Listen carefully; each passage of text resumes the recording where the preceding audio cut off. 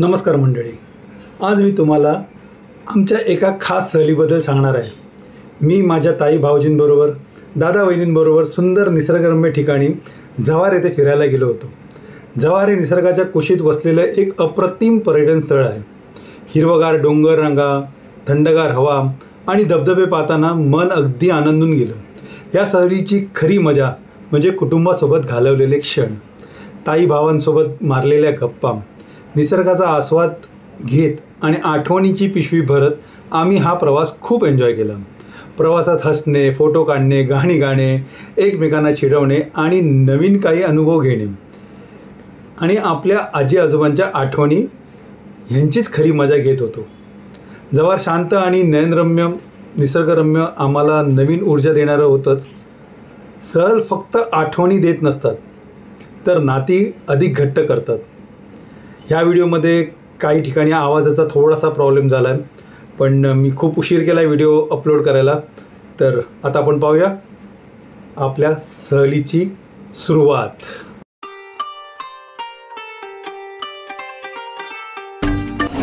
जव्हारची trip सुरू होते. First day from Virar स्टेशनवरून आपण चाललो आहोत जव्हारकडे.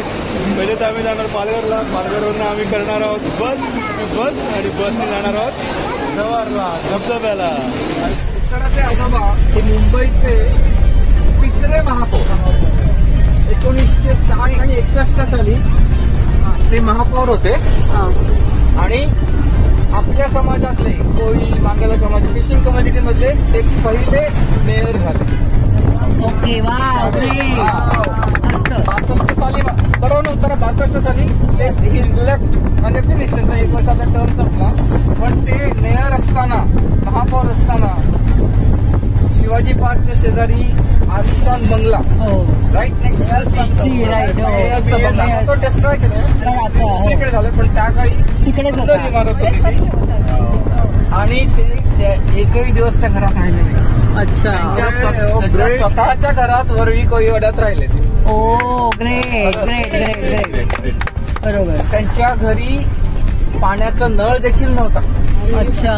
त्यांच्या मिसेस सार्वजनिक नळावर जाऊन घराचं पाणी भरायचे. ग्रेट. आणि त्या उत्तर त्यांचं नाव काय त्या इंजिनियरचं, वॉटर इंजिनियरचं, मिस्टर कर्नाक म्हणून वॉटर इंजिनियर होते मुंबईच्या डिव्हिजनचे, सिटीचे. आणि त्यांना ते पत्करलं नाही. ते सांगितलं एवढी फॅसिलिटी जर तुम्ही घेत नाही पण तुमच्या मिसेस स्वतः जाऊन सार्वजनिक नळावरनं पाणी घेतात हे आम्हाला खपणार नाही. आणि त्यांनी फोर्स केलं, त्याच्यामुळे त्यांच्या घरात नळ. एवढं त्यांचं होतं. त्यांनी डेडिकेशन. त्यांनी पेन्शन वगैरे सगळं नाकारलं. ग्रेट. कमाल आहे. हो. तेव्हा ते स्वातंत्र्य सैनिकांना ताम्रपत्र, ते स्पेशल पेन्शन ते देखील सगळं नकार. तेव्हा आमची मुलं माझी मिसेस स्वतःच्या पायावरती उभं राहायचं काबिल आहेत. काही नको आम्हाला तुमच्याकडे असं त्यांनी केलं. हा. आणि 62 साली त्यांची पद संपली. ते परत रिटायर होऊन घरी बसले. 63 साली 15 ऑगस्ट हा आपला स्वातंत्र्य दिन. त्या स्वातंत्र्य दिनासाठी ते स्वतः लढले स्वातंत्र्य सैनिक म्हणून. आणि 15 ऑगस्ट 63 साली त्यांचं निधन झालं. 72 साली 1972 त्यांचं निधन झालं. ते पण एक्झॅक्टली स्वातंत्र्य सैनिक आणि त्या दिवशी निधन झालं. तर खास त्यांचा सन्मान करण्याकरता एवढं सगळं त्यांनी केलं कार्य.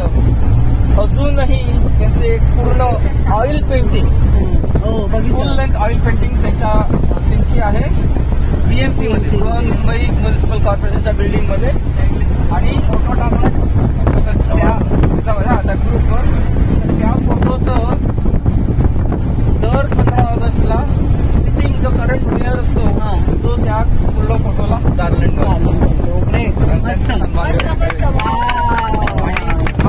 आता यावर्षी इलेक्शन झालेलं नाहीये, त्यामुळे the commissioner of the BMC त्यांच्या हस्ते ते झालं. ध्वजवंदन पण आणि बाबासाहेब आंबेडकरांच्या खास त्याच्याकडे आम्ही जेव्हा तिकीट बुक केले बाबासाहेब आहे तो चौकच आहे.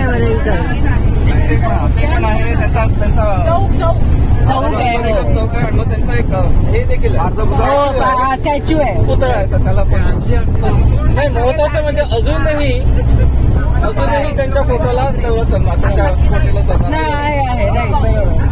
पण म्हणजे दॅट्स ग्रेट की म्हणजे ह्यांचं पण सगळ्यांचं कौतुक आहे की ते एवढं करतायत, कंटिन्यू कंटिन्यू करतायत.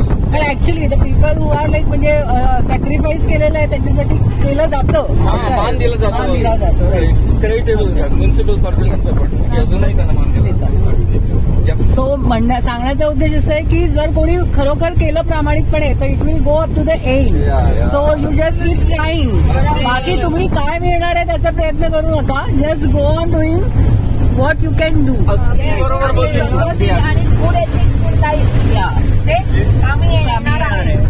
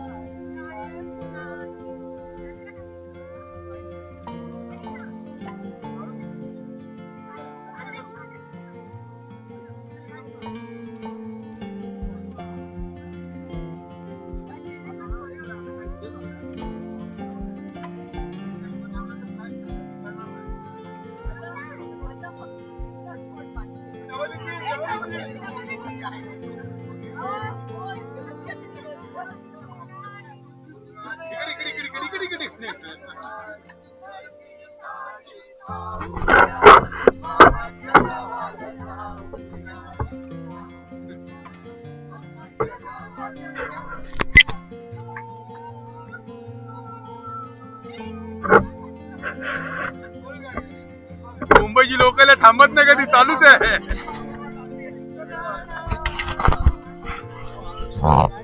एक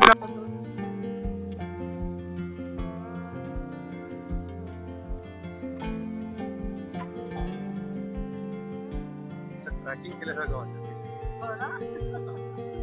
कुठेतरी जंगलात गेलेलो खाली आम्ही.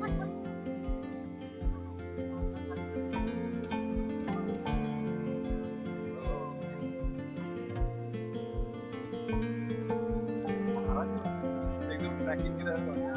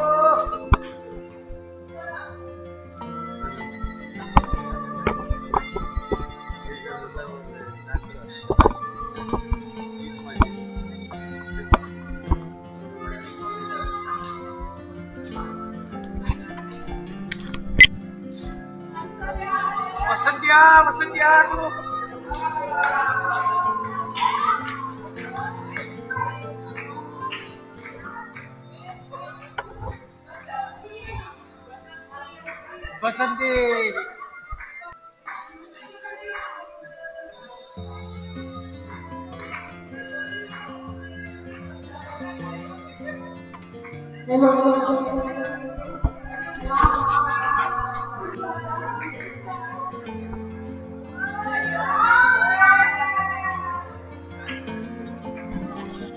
सागवानी घर तर त्यांनी ती पण आठवण सांगितली की ते तुमच्या आजोबा यायचे इथे स्वतंत्र सैनिक असताना. त्यांनी त्यांना आवाहन करायचे तुम्ही पण स्वातंत्र्य लढ्यात भाग घ्या. मग त्यांनी आम्हाला त्यांच्यासाठी आम्ही मंडप घातला, मग जेवण वगैरे दिलं वगैरे. मग त्यांनी ते म्हणजे शाळेमध्ये जेव्हा काय काय असतं ना 15 ऑगस्ट वगैरे मग ते सांगतात माझं म्हणजे असतं आठवणी तुझ्या आजोबा इकडे येऊन गेलेले आहेत असं.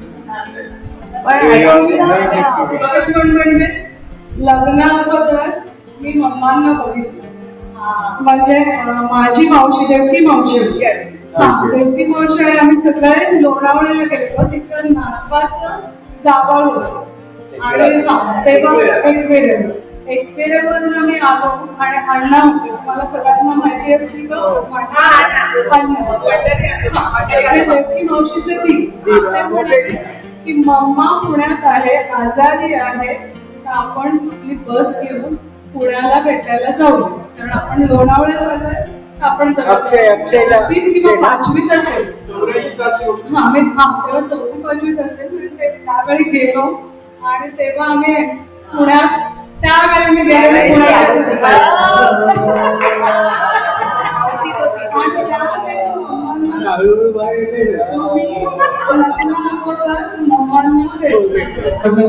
आमची बस आली आहे तर आम्हाला तुम्हाला भेटायला यायचं फक्त सांगा.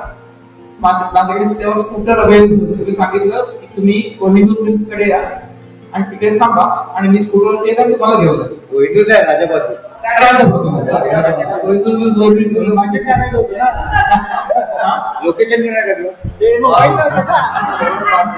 राजाबाजूला गेलो आणि मग स्कूटरवरती मी पुढे लाईक एस्कॉर्ट आणि मग ती बस माझ्या मागे आली आणि मग बस आपला तो सोसायटीचा रस्ता खूप नारो बस आणि एका पाठोपाठ 40-50 लोक आणि सगळे आपल्या घरी म्हणाले तसं खूप मोठी आहे. आणि हे बघून मला खूप आनंद वाटतोय. आता आजकाल कसं न्यूक्लियर फॅमिली व्हायला लागली आणि त्यामुळे आमची पण तशी लहानपणीची काही फारशी आठवण नाहीये. पण माझं लग्न झाल्यानंतर तुमची जी भाषा आहे म्हणजे सातपाटीची ही मला काही माहिती नव्हती. माझं लग्न झाल्यानंतर मी एका निलमच्या इकडे गेले होते आणि त्या मला सांगत होत्या की सातपाटीला एका बाईच्या घरी घेतली म्हणजे कोणाकडे तरी चोरी झाली. त्या चोरीमुळे त्या बाईच्या नवऱ्याला पकडून नेलं होतं आणि मग ती बोलत होती मी त्यांना चुकेली मला पकडून खास मैत्रीण म्हणजे माझी स्वाती. तिची मला भयंकर आठवण येते कारण की आम्ही बहिणी जरी असतो तरी आम्ही मैत्रिणी होतो. अगदी म्हणजे मम्मा सुद्धा आमच्यावर वैतागायची. दोघी मेल्या साल्या फक्त टाकून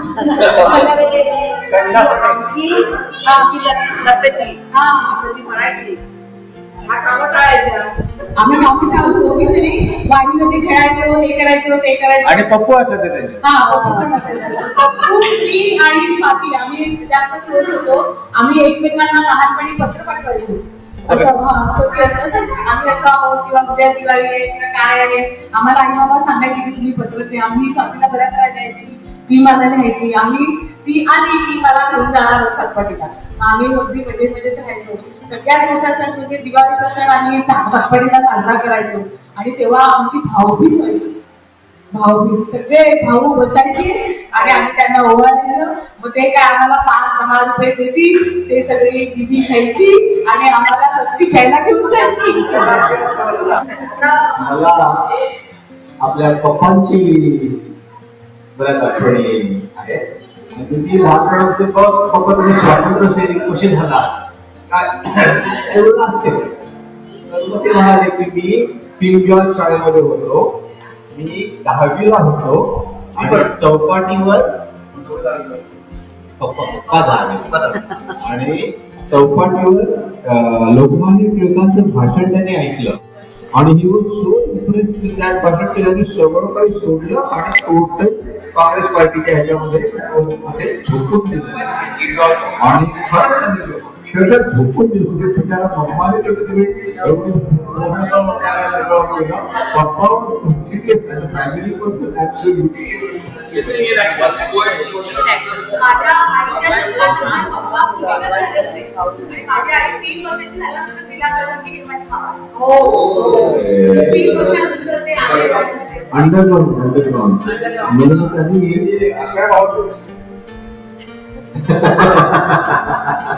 कसं आपल्या गाडी उघडण्यामध्ये त्याने भाग घेतला होता. मला ते आठवते पप्पाला शिकवण सांगितलं की पप्पांनी काहीतरी भेद केला की आपण काहीतरी करायचं याच्यामध्ये आणि त्यांना असं कळलं की एक शस्त्रास्त्र भरून गाडी मुंबईवरनं अहमदाबादला जाणार आहे रेल्वेच्या ट्रेन गुड्स सगळे भरून जाणार आहे. तर मग पप्पांच्या ते सगळे ग्रुप होता त्याने ठरवलं की ही गाडी आपण पाडायची आणि त्याच्यासाठी मग पप्पांनी शस्त्रास्त्र गोळा केले. शस्त्रास्त्र गोळा केले. मग पप्पांनी स्वतःने पोलिसाचा युनिफॉर्म घातला. पोलिसाचा युनिफॉर्म घातला, ती शस्त्रास्त्र गोळा केली आणि पालघरला ट्रेन पकडली. संध्याकाळी जाते तिकडे गुजरात पकडली. हा गुजरातमध्ये आणि ती पकडून दादर स्टेशनला उतरले. दादर स्टेशनला उतरल्यावर सगळ्या धोक्यामध्ये जाता जाता त्यांना समोर एक दुसरा पालघरचा पोलीसमॅन येताना दिसला आणि इमिजिएटली त्याचा अवसरच बोलून हा माणूस मला ओळखणार आणि पप्पा होतं मोस्ट वॉन्टेड काँग्रेस तिकडे आणि पोलिसांच्या वॉन्टेड लिस्टमध्ये होते आणि आता सगळं आमचा प्लॉट उघडणार असं फॉरमिनेट वाटत त्यांना आणि काय आयडिया केली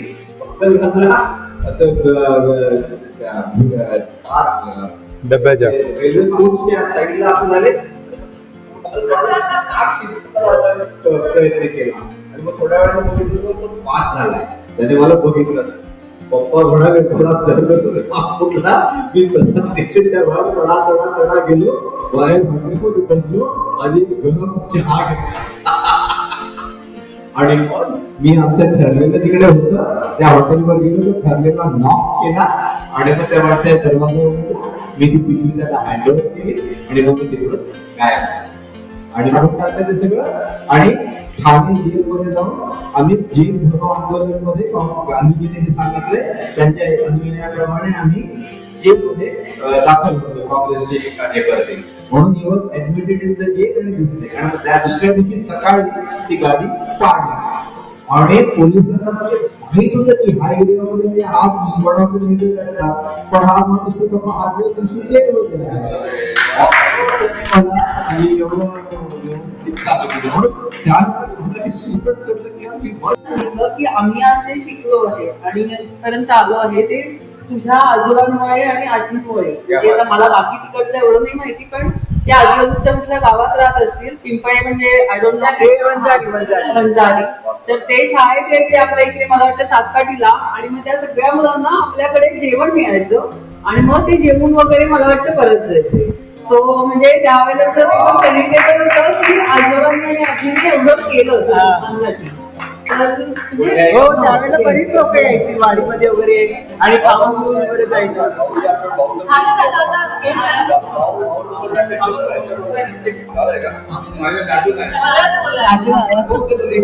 मला हे सांगायचं होतं की जेव्हा पप्पा आजारी होते तेव्हा गावातले एक काशा बाबा म्हणून होते ते त्यांचे काशा टोकरी त्यांनी खूप पप्पांची सेवा केली त्यावेळेस आणि त्यावेळेस मी काशा टोकरी तिथे राहायचे रात्रभर. अच्छा आठवण करायचे पप्पा वगैरे आणि मी आणि पप्पांना मदत करायचं पण त्यांनी पप्पांचं खूप केलं. तर त्यांनी मला सांगितलं की हे जे तुमचं घर आहे आपलं मातीचं घर आहे वाडीत जे आहे ते आणि ते बोलले की खाली एक खोली होती ती शिक्षकांसाठी म्हणून ब्राह्मण मानवाला दुसऱ्या गावात आणि त्याला सांगितलं की तू ये, तुझी सहारा आहे ती सगळं मी करतो, तुला शिजवली देतो रोजची आणि तुला पगार देखील देतो. आणि हे सगळं आपल्या पूर्वजांनी केलंय. त्याला आणून आणि वरती 4थी पर्यंतची शाळा आपल्या वरच्या माडीत आणि येस नंतर पुढे. आणि त्या शाळेत माझी आई शिक्षिका होती. त्यामुळे आणि आय थिंक तेव्हा त्याच्यात जॉईंट स्कूल झाली आणि त्यामुळे अनेक आईचे स्टुडंट्स तिला अजूनही वगैरे. आमच्या फिशरमॅन स्कूलमध्ये आई पण टीचर होती. आईला काय बोलायचं काय?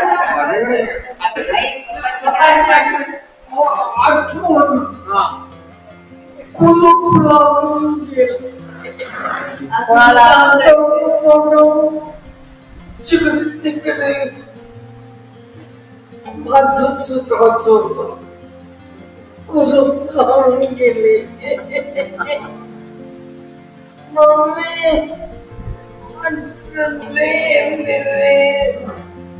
तुझ्याकडे कधीच येणार.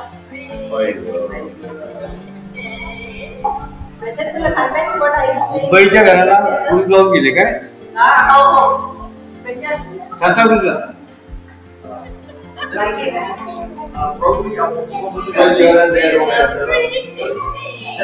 आपण आता आई घरचं ठेवून जातोय. He was independent man, doing lot of things. It was like what you did.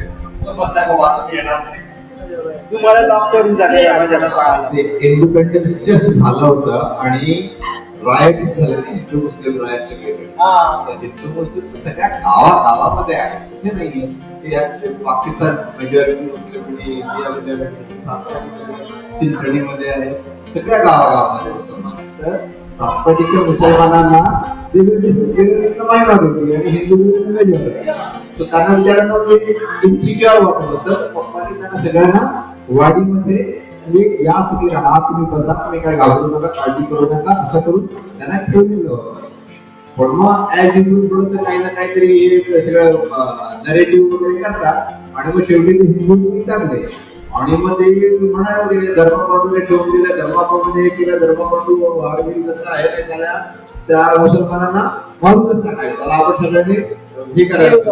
लीडरसाठी काय झाले, मुसलमान नाही ठेवायचे आपल्याकडे नको म्हणून. आणि मग त्याने सगळं अख्खाच्या अख्खा पुढका हिंदू लोकांचा रात्रीच्या वेळेला ते ह्याच्यात आले, वाडीमध्ये आले आणि बाहेर करायला लागले. मग पप्पाची काय ऑन द स्पॉट पप्पाने काय सांगितलं, अरे पुढखांना तुम्ही माझ्याकडे काय येते देवळाला आग लावायला गेली, तिकडे आपलं देऊळ वाचवा. आणि तो सगळा मग तिकडे पळाला आणि मग पप्पांनी बाबा तुम्ही गाता घोटाळा माझ्या beyond me, I can't help you, तुम्ही पळा जितके काय करायचं काय मोदीपेक्षा स्मार्ट होते आणि मला त्यांचं एक भाषण ऐकायची संधी मिळाली. कधी ते बोरिवलीला विजयभाऊजीला ते घर मिळालं. स्कीम झाली की स्वातंत्र्य सैनिकांना एक घर अलॉट करणार आणि ते स्वातंत्र्य सैनिकाचं घर पप्पांना अलॉट झालं. आणि त्या घराचं म्हणजे सोसायटी फॉर्म होत होती आणि त्या दिवशी घरात अलॉट होणार होती. तर म्हणून पप्पांना पण त्यांनी सगळ्यांनी बोलवलं होतं की सगळ्या सभासदांनी यायचं आणि आपण ते सगळं टेक चार्ज करायचं. तर मावशी, पप्पा आणि मी सांताक्रूजवरनं आम्ही बोलून गेलो. आणि मग मावशी घरामध्ये काय काय साफसफाई वगैरे करत राहिली. आणि मग पप्पा आणि बरोबर आले की जरा मीटिंग आहे म्हणून पप्पा आणि मी, पप्पा जरा पप्पा जेव्हा मी पण गेलो, मी शाळेत कधी पाचवी सांगत असेल. मग आम्ही मिटिंगला बसलो तिकडे. आणि मग सगळ्यांना हे झालं आणि मग तो सेक्रेटरी म्हणाला, आज आपल्याकडे एक थोर स्वातंत्र्य सैनिक धर्माचे पाठवून तांडे झालेले आहेत आपल्या मीटिंग मध्ये, तर मी त्यांना 2 शब्द बोलून आमचे हाऊस हे करायला सांगितलं. पुढे आम्ही शेवटच्या भागावर उशिरा गेलेलो होतो. पप्पा काहीतरी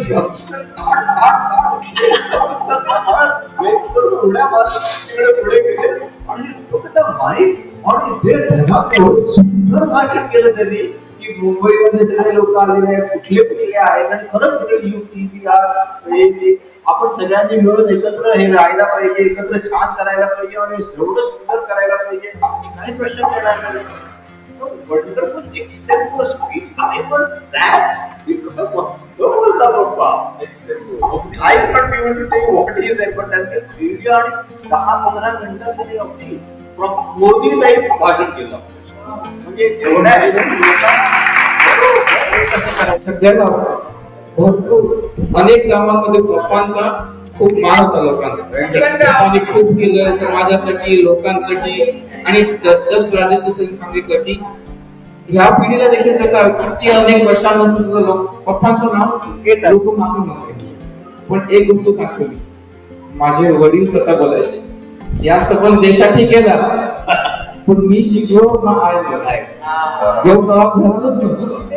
सगळ्यात मम्माला सगळे लोक बोलायचे की कुचकी आहे, हिशोबी आहे, पण मम्मानी ते खरं चालवलं एकटीने 7 महिन्याच्या बरोबर सगळ्यांना शिकवलं. त्यामुळे माझे वडील तेव्हा म्हणजे म्हणायचे की मी शिकलो माझ्या आईला, सगळं श्रेय माझ्या आईला वगैरे.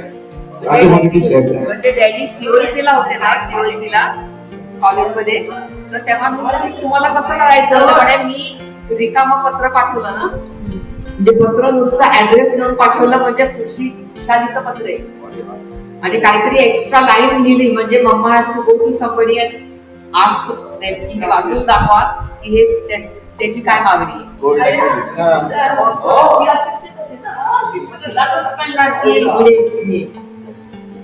The next day.